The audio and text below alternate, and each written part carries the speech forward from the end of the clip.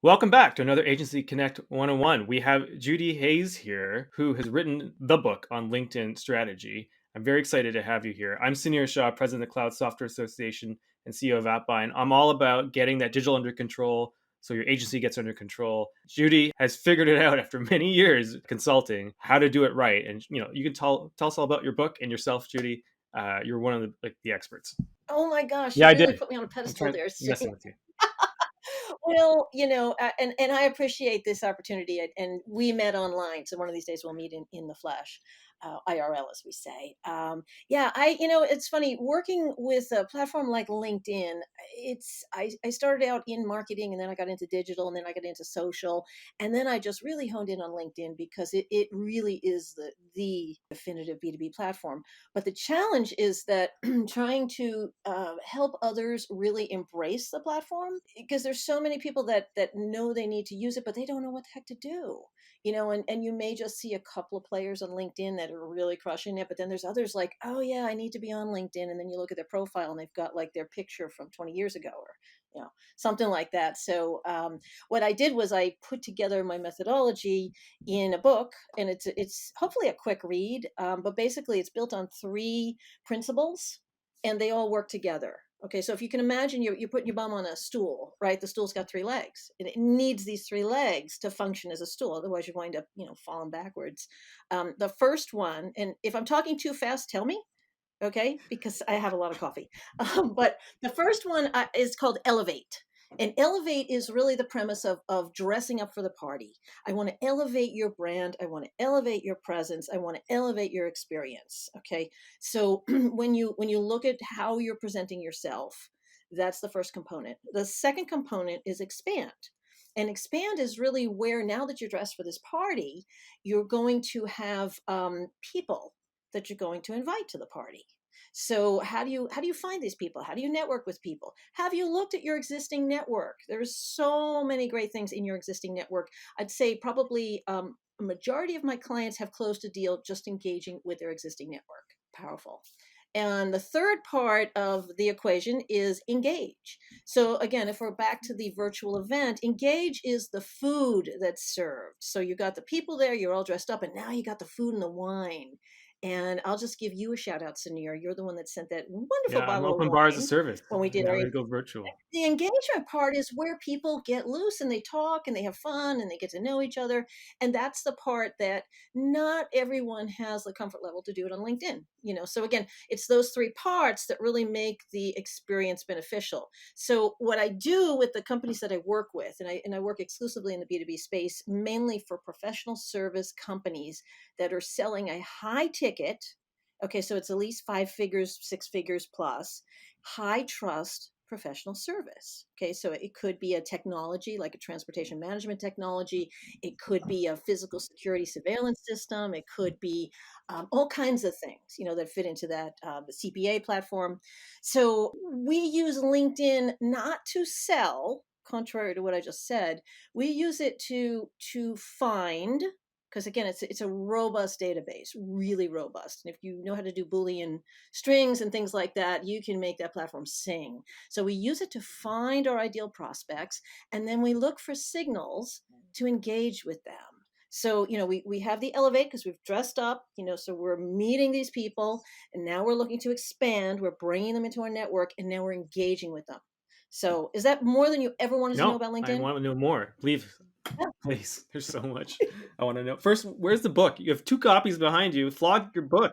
Oh my gosh, yeah. Well, it's kind of a funny story. I just got my delivery on these things. It came out November 18th, and for various supply chain issues, I just got the boxes. But the book is on Amazon, and you can get it in Kindle, or you can get it in this nice handy. It's a 200-page book, and I actually marked up my own book, because that's What's what I it do. I called? mark things up. So it's called Elevate, Expand, As someone who started Engage. in this industry when I was 16 in the publishing industry, you hurt my soul because all the I yeah, heard because your I soul. you're supposed to flog Why? your book. Oh, and here's the funny thing, and this is the part that blows people's mind when I'm working on their LinkedIn profile.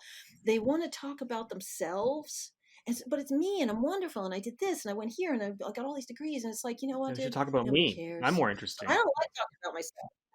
I want to hear about you. Exactly. When I meet someone Yeah. for the first time and they say, "Hey, Judy, what do you do?" I said, I could talk all day. You Tell me wonder about why I you. might be interviewing Okay. people. My evil plan to talk about AppBind in the on the after show credit, podcast to sell. Hey, this is where, where we are cultivating seeds here, Sunir, because I know one day I'm going to hunt you down and find you. And, we're going to meet. It's like, oh my gosh.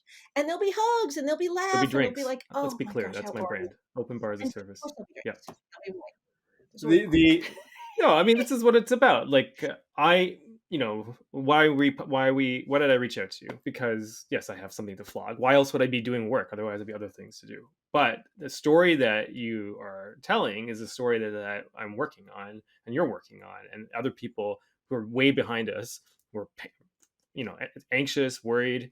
They need to hear how you solved it. So let's talk a little bit before we get into like the LinkedIn stuff, because that's really more interesting.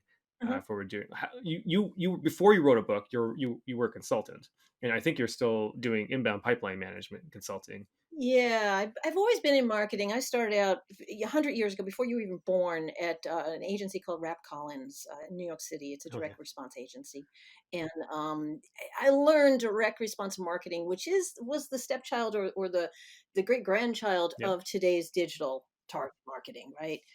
So I've always been in marketing. I've just worked in a lot of different verticals and a lot of different sides: client side, agency side, vendor side.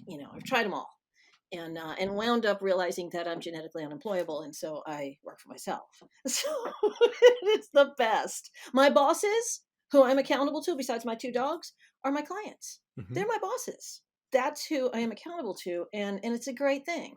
And what I was saying to you earlier is I don't bill hourly or sell, by the hour. I sell Well, on this an is the outcome. trap. This is what this whole So thing's about. Like the thing that keeps happening is yeah. that when you're an agency, you start by selling time for money. If you're smart, you're not going to sell time for money because, like I said earlier, if you sell time for money, what happens is the better and smarter you get, Yeah, it's the crazy. less you make. So if I charge you $100 an hour and now it only takes me 30 minutes, I'm only going to be able to bill you 50 bucks. But if I sold you an outcome that I will produce this product for $100, if it takes me 10 minutes, I still get 100 bucks. But I do track time. I do use an app to track time because I want to know if I am profitable, if I am allocating enough resources to a particular client, or if a client is taking more resources. So the thing that, I hope it was a Drucker that said it, you can't Hmm. manage what you don't measure. So I think it's really important to have that data, but I don't bill on that. But I do use that when I'm writing a proposal or something, and kind of scoping the work. That helps me understand, yep, this is where this is going to go, or oops, should have done that. So I do recommend that to people, is do understand. The Two Bobs podcast is where I learned that one Well, from. okay, here's the thing. So Yeah. I'm evolving my questions, getting sharper here with the podcast. The issue is that I have seen over my career, I started off in licensed software where we weren't selling time, we were selling outcomes. We were building systems, computers, networking, Windows licenses, SDKs. I build a system, then we maintain it for 3 years, and of course, it's a 10-year client because we keep extending. And that is, how commercial plumbers work. Every normal industry works that way. And then when I was at FreshBooks at marketing, I saw everyone on subscriptions lose all of that, and they started trading time Yeah. again for outcomes, even though we kept telling value-based pricing, whatever. And the question I have that I want to explore with this is, because digital subscriptions have basically made so many agencies give up the control over what they're making and the outcomes to other people. They end up back on the hamster treadmill, trading time for money, and that is really painful, right? And yes, now I have AppBind, which is my product to solve part of that problem with managed services. Yay for me. But there's so many solutions to this that give people leverage. You just written a book, right? You have so narrow down your services, Yeah. and I think you found a lot of leverage in what you're doing. So I mean, you're focused, and you wrote a book, and you focus on LinkedIn. You wrote a book, and you have a pipeline. What is you would say is your leverage in order to get the most outcome base versus time? That is really the question. First of all, I'm very clear on who my target market is. And I think for apps, for technology, anything, it's not everybody. It has to be very specific. So I think that's the first thing, is I'm very clear on that, because what happens is if I'm having an initial conversation and I have a couple of questions that I'll ask, if that's not a right fit, I can do a couple of things. One is I can refer them to somebody else in my network. Second is I can overprice it. So it's a nice way of, whatever. Well, the third is really just tell the client it's really not a fit. So, it is, I think it's scary for people to, narrow down. It's like saying a niche, because there are tools that try to be too much. When I think of apps, they try to do too much and it winds up doing a little bit of nothing. So that's the first thing, is being really specific about who your audience is. In my case, I work with professional service companies, generally revenue 2 to 10 million. Now, I do have clients that have more than 10 million. I provide different types of services. I train their teams. But the ones that I'm giving them white glove LinkedIn campaign management, generally they're averaging about 5 million in revenue, and they're selling a high ticket professional service. So this way their acquisition cost and the cost of the leads that I'm bringing in, we understand what those metrics are. We understand how long. A lot of them it takes, 6 months, 8 months, 12 months, 18 months, but when the deals are closed, they're multi-million dollar lifetime deals. So it's being in it for the long game. And so, understanding who your target is and being willing to walk away from something that isn't.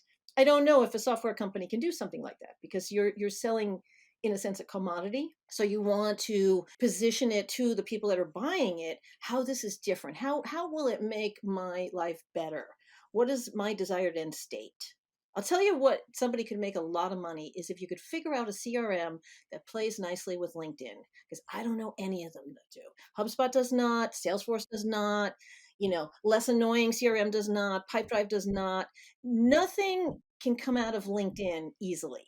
You can get it in LinkedIn, but it's very hard to get Yes, things because out of they LinkedIn. turned off the API. I mean, that was Well, and that's very, that we talked about that earlier. They are very protective about their API, and I think that that's just one of the places where I feel that working with companies, we have such an inefficiency in tracking the progress through the sales development.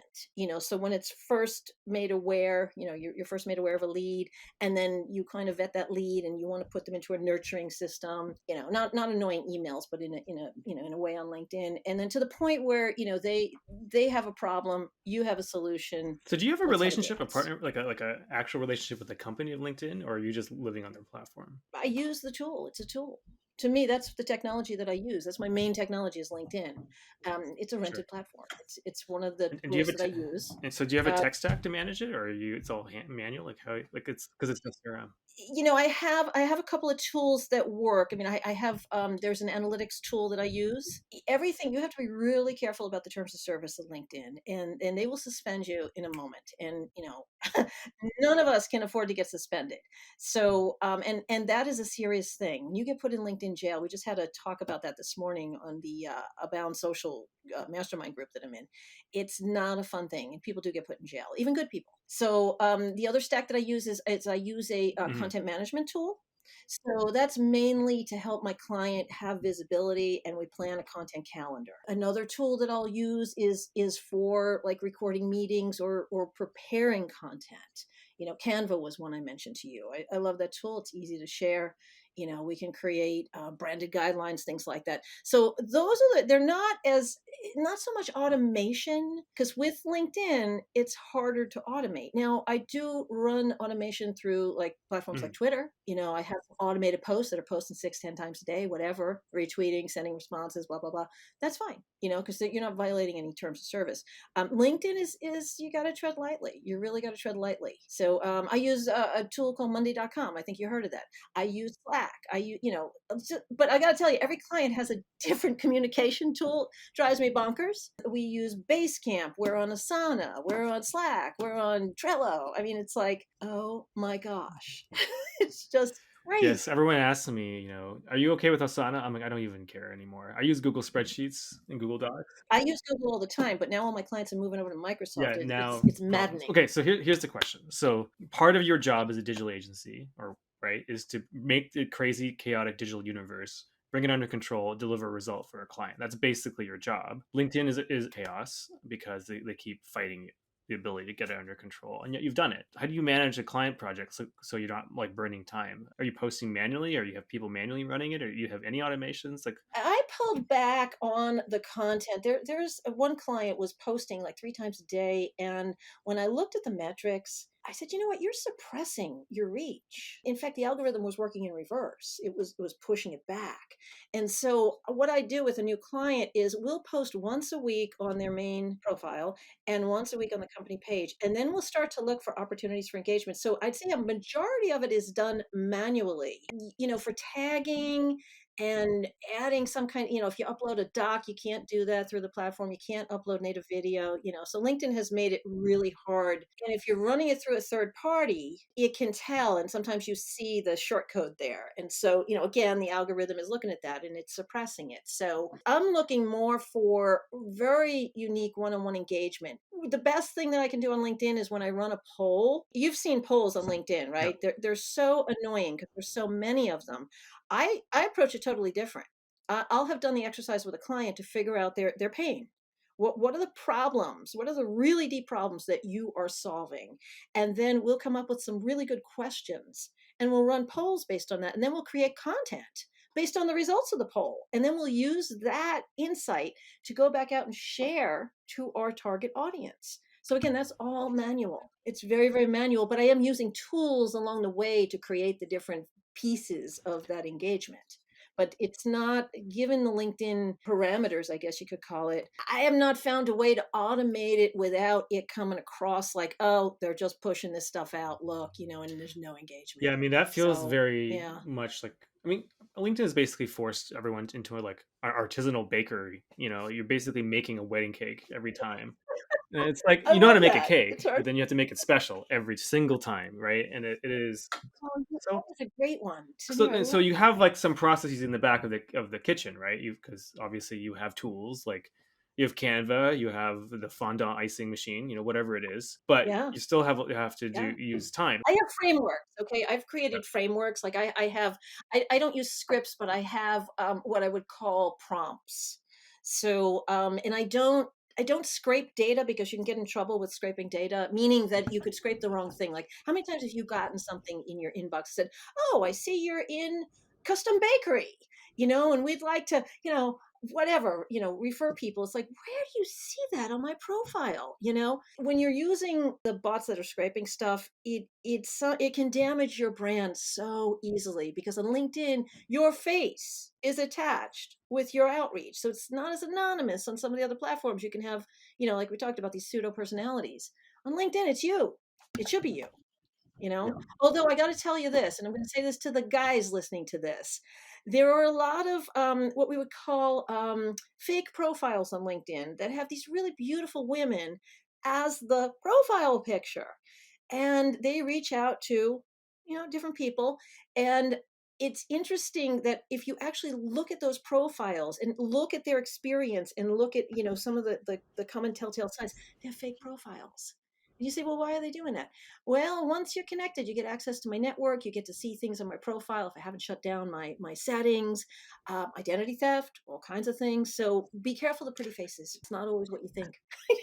You use, hey, there's a tool called either Tin Eye or Google reverse search, reverse image search. Do that and you'll be surprised what comes up. So if you see like a really beautiful face approaching you that wants to connect and says something flattering, do that and see how many beautiful Well, faces there are. Tonight is a That's great my Toronto tip. company, so I would recommend using it.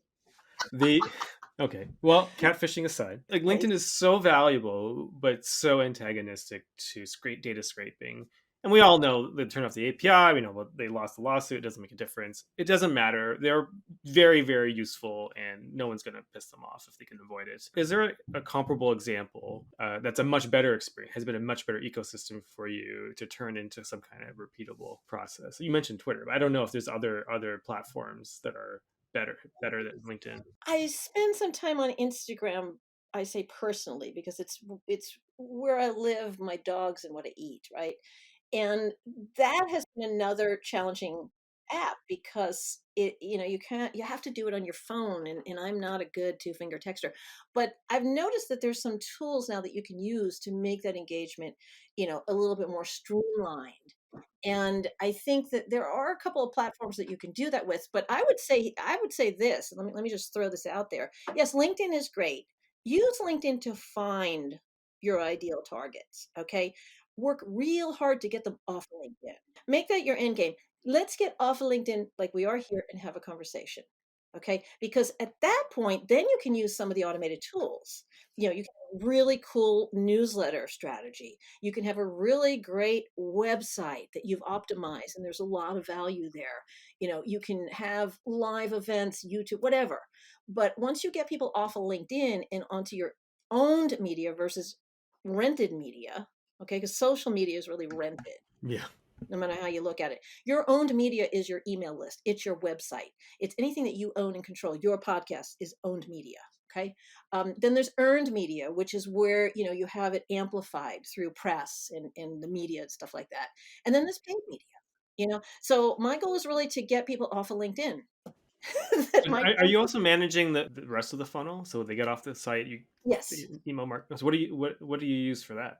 Well, again, every client has different preferences, and it Okay. depends on the size and the budget. We've used HubSpot, we've used Mailchimp, I Do Constant you do you Contact. re- do you rely on the client to pick their software and you work with there, or do you make recommendations? It depends on who it is. Each client is a little bit different. If I can recommend it, then I'll go with the ones that I think are fit for the size of their outreach, and what they want to get out of it. I'd say LinkedIn is my gateway drug. I get in through LinkedIn, Hmm. and then I help them see the value of their full suite of marketing outreach. And I break it down into those four areas. The owned media, the social media, the earned media, and the paid media. And those are the channels that we work. And so it's like, how do like one thing that I do a lot with clients is we look at trade shows and we see where can we present to speak. I create speaker sheets for them, and then we pitch. And we say, hey, we can put together a panel, for this show. And we've had really good results. I've also done that with editorial calendars for certain publications and said, hey, my client is expert in this particular subject matter. They'd like to write a guest column or something like that. Fantastic. So I look for these opportunities because, again, what we're trying to do, it's kind of like, billboard advertising. You see it everywhere, right? I want prospects to see my clients everywhere. So on social, in the trade publications, in whatever the different lanes that they play in. So you can think of me as I'm the real estate agent who stages your property. So you get more money and you get more views, as opposed to. So I'm a terrible interviewer because I always have a trolling question reason why I Okay, ask these questions. I know where I'm going. So go ahead. one of the things that you're doing reminds me of when I was consulting. So I'm a partnership person. So before I was AppBind, I left OLARC, my third kid. I decided to go consulting, and I was working my network, and everyone knew me from partnerships. So I go and talking partnership strategy because that's what they needed. I would say I'd be you're a fractional partnership person, blah blah blah. That was never what I did. I mean, whenever I did that, the projects would end pretty quickly, not because I'm bad at it. It's just like partnerships is not a priority. You're talking about LinkedIn strategy. Everyone wants LinkedIn, and that you can get some functional stuff. But I imagine like a lot of there's a lot more work to be done around building out the rest of the And pipeline. oh Yeah. yeah. And what I found when I was doing partnerships in my case is what was like the $25,000 part of the engagement was when I asked, so who's your customer? And like, we don't know. Oh, great. Fantastic. Yeah. Then I could run my user research and analytics tracking projects, and then I can do a report on that, and then I can go interview everyone in your staff and get them aligned to the project, and I just kept doing that over and over again. Yes. And then they say, oh, remember the partnership thing, should you do that? Okay, sure. Yeah. Yeah, right. It's interesting. Well, the thing you said about the target market, I either hear, oh, everybody's their target, or I hear, no, we're not really sure, or they have too many targets, but they're really fragmented. So I think, and a lot of people get stuck at that point. It's really understanding who it is that you're talking, because then my question is, where do they hang out? There are certain industries, like for instance, I have a client that's a big CPA firm, very large CPA firm, and they sell a service to smaller mid-market CPA firms. And what I was astonished to see how many CPA firms are just not active on LinkedIn. Now, email they respond to, but LinkedIn not so much. But they're getting better, and I think that was one of the things that we've just been through, this whole paradigm shift of doing things virtually, and it's been good. I mean, the last 2 years have been my two best years in my company. Okay, Because so here's what I'm getting at. So you get them on the story of LinkedIn, Yeah. I mean, that's your position. I mean, Uh-huh. you're the person. You're the person who's LinkedIn. That's very clear. I mean, you are the expert. I mean, I was the expert, but then all the real work that's like keeps them around for a long time is all this back end stuff, which is the standard stuff. So, I mean, I know you're working with Susan or whatever. Like, what kind of pipeline work are you doing at the back end? Like the rest of the stuff. Like, how much more of it will you implement? It's very, it's interesting because the project that we're launching next week, we're doing some very specific research. And again, going back to the client, who do you want to target? First question. Well, we have three cohorts or three groupings of prospects, and they're very different. So the messaging and the outreach is different. So if we're building a pipeline, we're going to think about, okay, so where's the quick win? Who do we get to for a quick win? And that's generally your existing network. There's a 20% job change every year in anyone's network. LinkedIn put that stat out recently. So if you look at who you're already connected with, you already have the trust factor because you're already connected. Whether or not you know them, it depends on how large your network is. But, if you have that credibility, then let's have a conversation. Sunir, oh my gosh, I didn't know you were doing AppBind. I didn't know you were doing this now. Let's catch up. And then we start talking, and then I start thinking, oh my gosh, I got to introduce you to so and so. And you think, yeah, I got to introduce you to this one. And that's when it happens. So that's the first part of the pipeline. The Hmm. second part is, now that we've identified the three target audiences for this one example, we're going to start searching, and we do very, very detailed Boolean searches with inclusions and exclusions. And we use the Sales Navigator platform for that. That's a paid version of LinkedIn. And I would recommend anyone that's serious about LinkedIn, Sales Navigator is really, really robust if you know how to use it. Okay. So there's definitely some bells and whistle there. It has to do with how you find people. So when we find people, then we look for signals. And again, this is all manual, and it's very time consuming. But we have to actually look at people's profiles. So you can't automate that. I can't have a bot scan profiles, because what is it looking for? Is it looking for that pretty face? Is it looking for, what their activity is? And then the other thing that we do is, once we identify that, then we look for signals to engage with that particular prospect. So it's really a lot of one-on-one. And it's frustrating to some people. They're like, well, can't you just get me 100 calls? It's like, well, no, because I don't think any of those are going to close. But I can get you 5 or 6 calls, and probably the probability is one or two will close if you're So, good at cold. so when the client you're managing client like a professional service firm, they're doing a six-figure sale or whatever is a typical Yeah, thing, right? So, are you doing the like? Are you actually writing the outbound for them and sending it, or are you making them do it but we telling do you it to? together. I will formulate something, because I'm really good at putting. I'm a really good editor. But I mean, the book took me 2 years, so we can talk about how long it takes to write. I'm a good editor, and I know what converts. And the thing is, you have to be agile on LinkedIn. So what I'll do is I'll do a sample test. I'll say, let me send this out to 5 or 6, 10, 15 people. Let's see what bites. And let's understand what that if it's working, okay, now we're going to expand it. It's not the same script.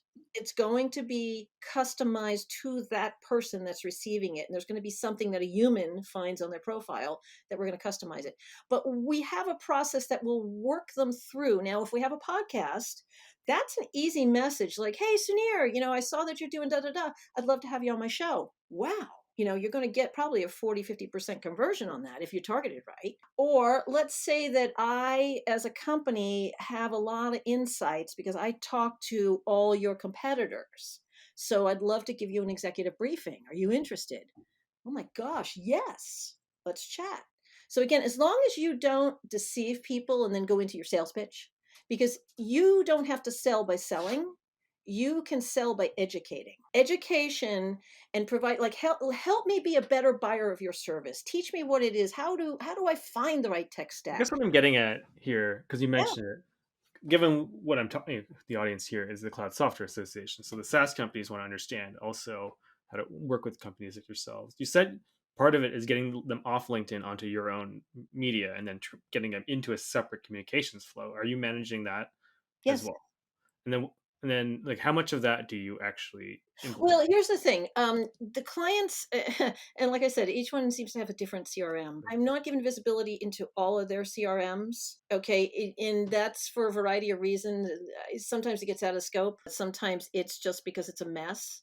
and they're not keeping track of it. They're not updating it. So, that's why I'll use Google Sheets or I'll use Monday.com and set up some nice flow boards where we can get the visibility we need to say, okay, we are, communicating with 100 people. How many are responsive? Out of that batch that's responsive, how many are ready for the ask? Because at some point you got to ask for a call or ask for some kind of engagement, but it's not a let's hop on a call. I hate that. It's more like, hey, I've got some intel, about the industry. Are you interested in hearing about it?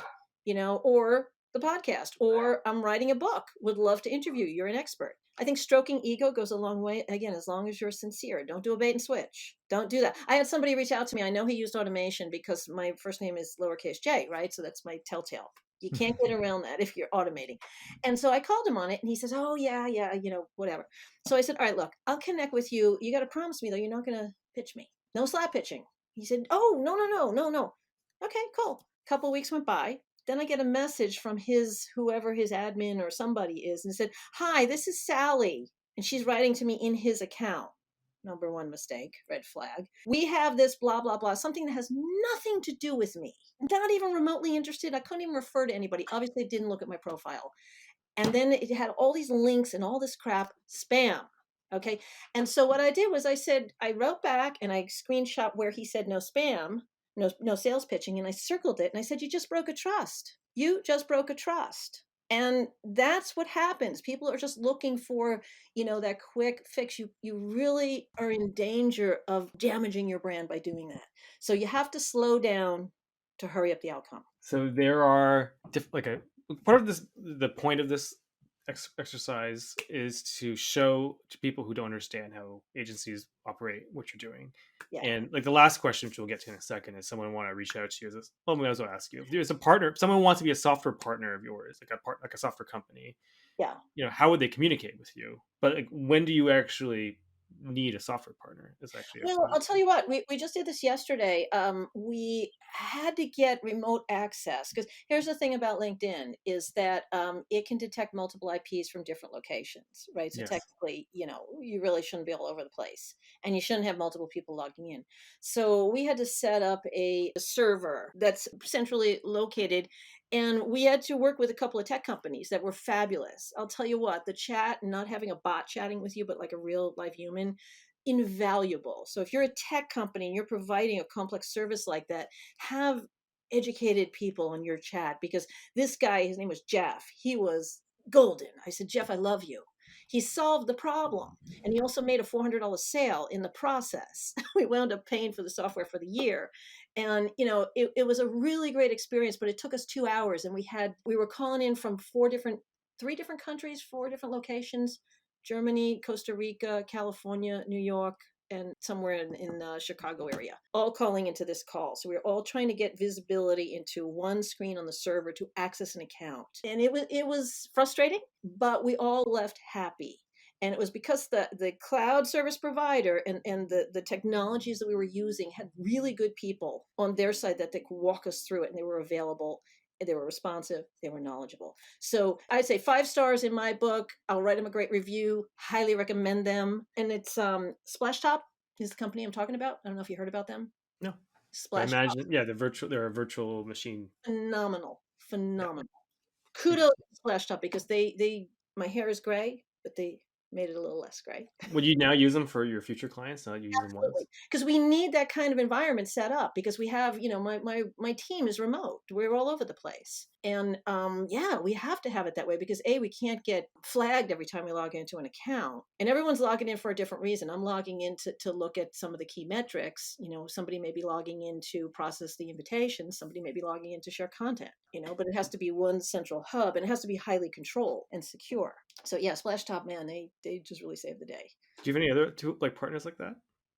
Do I have what? Are there any other tool vendors that are using? Yeah, the other one was Mac Stadium. The thing that was challenging is that we were all on different types of equipment. I'd say 2/3 of the team was on Mac and the other were on PCs. Okay, so that was a challenge unto itself. So we were using Mac Stadium, which is another great tool. We were using Mac Stadium to set up the Mac interfaces there. But again, every problem seems to be unique. I mean, I don't know. It's like I never have the same problem twice. It's usually something, I don't know what it is. But if Well, I could, you are a bespoke. You're a bespoke kind of agency. So in this whole story, yeah, what am I trying to get at? So in the ecology of agencies, you are someone who custom tailors like a right hand glove, baby. experience, Yeah, yeah, right glove. for each client. And Oh yeah. so, what is your leverage? Is that you just happen to have high outcomes because you know what you're My doing. leverage is I'm honest, and that's the thing. Like I Well, I will mean, your economic like why you're not spending like throwing an hour in for money anymore because you're generating outcomes. You know what you're doing, I'm right? generating outcome and I'm honest with my clients and I'm really good at setting expectations and clearly communicating what we're doing. I think that, I love solving problems. I do jigsaw puzzles because I love solving problems. And so, and again, like I said, I wish it was the same problem every time, but it usually isn't. It's usually a lesson learned and, oh, great, now we know. But, that situation is different. I could have a client that has remote locations and I got to get their team into an account, and that's a whole nother situation. There's all kinds, especially now with cybersecurity and all that. It's people really have to have certain protocols set up. So the more I do this kind of work, the more knowledgeable I get. Which again, I wish I had the same problems occurring time after time. It's really, again, expectations. It's selling outcome. I can't guarantee you any amount of like you're going to get $1 million in revenue, but I can guarantee you that I will activate a certain number of conversations that are going to get you to that goal based on your average deal size, based on the time frame and what you have to offer. Sometimes it takes me a while to dress you up and get you ready, because maybe you don't have the right content. Maybe you have sales content that doesn't appeal, to the end user. Maybe you have no content. I love clients that have a lot of content, because then I can do things with it. But that's it. And it's up to you to really close it. Now I'll coach you on what not to lead with. Do not lead with your solution because that's a turnoff. I will help my clients through that conversation process, but it's ultimately up to them to close the deal. So, but what I try to do is streamline things along the way so that they are having really good conversations with the right people. That's what I deliver. Yeah, it is very much relationship marketing and sales, which Always. very which I can talk to you about how I would have automated it. That was my other idea for a company is a product called Heartthrob, which was a relationship marketing machine. But Ooh. we'll talk about that later. Ooh, I like that. I Heartthrob. have I have crazy metrics, including one called Hearts One, where I used to measure my team at FreshBooks and partnerships on Hearts One. Like I actually drew the heart and put that in their KPIs, and like, what the hell? It's like, well, when people care about you and think about you first, and then bring you an opportunity Yeah. for no reason except they like you, yeah, then you won the market. You can't lose Yeah. when that Well, happens. and that's the thing is when we're working with third party tools like LinkedIn, it's a third party platform, they can make the rules and they can change the rules at any time. And so that's why you have to be careful building a strategy on, another framework. So, for instance, at one point you could get emails out of LinkedIn, no problem. But then Yeah. I guess with GDPR and CCPA and all the other stuff, that changed, but they didn't tell anybody and they just shut that feature off. And then all of a sudden everyone was like, what happened to those emails? You actually have to literally opt into to allow it to be released. So yeah, there's a lot of I love the platform still. My love affair has been we've been hot and heavy now since like 2018, me and LinkedIn. I've been on the platform since like 2009. I joined the platform, but I built a business on it, since like 2018, maybe a little earlier. But it still works. And I don't know of another platform. They're about to bring in an audio feature, which looks a lot like Clubhouse, but they're bringing it in now, and it's in beta test, and it is phenomenal. I cannot wait to use it. I really, for my clients, I think it's just going to give them a stage and another opportunity to engage with their prospective buyers. So that's But my story, and I'm sticking to it. perfect. So how do people find you? I assume on LinkedIn. Yeah, my name is spelled very simply Judihays. So Judi Hays. And what I say to people when they want to connect with me, do not shoot out one of those generic invitations because I won't accept it.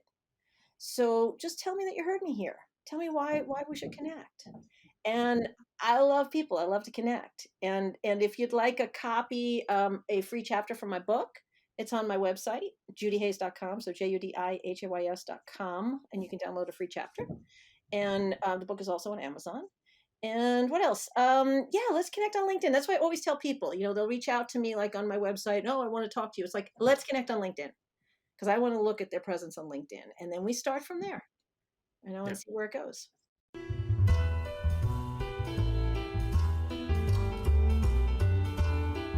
For more great insights on partnerships and software, like and subscribe, and we'll see you in the next video.